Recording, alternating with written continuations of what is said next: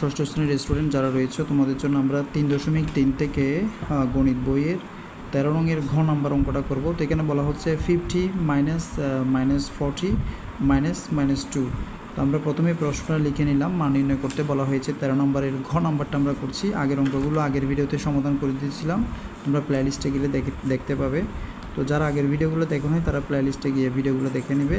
তো আমরা লিখলাম 50, এই মাইনাস হচ্ছে প্লাস, আমরা 40 লিখব এবং মাইনাস হচ্ছে কি প্লাস, তাহলে হচ্ছে 2।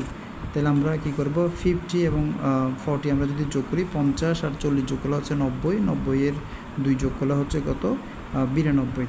তাহলে আমরা কীভাবে করেছি, এখানে প্লাস 50টা রেখে দিলাম, মাইনাস হচ্ছে প্লাস 40, মাইনাস হচ্ছে প্লাস 2।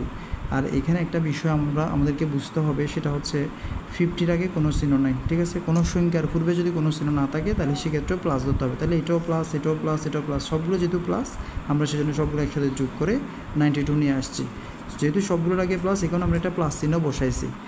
কেন, এখানে কোনো চিহ্ন না থাকলে নেই, মানে হচ্ছে এখানে একটা চিহ্ন আছে, সেটা হচ্ছে প্লাস চিহ্ন, কারণ সবগুলো যেহেতু প্লাস।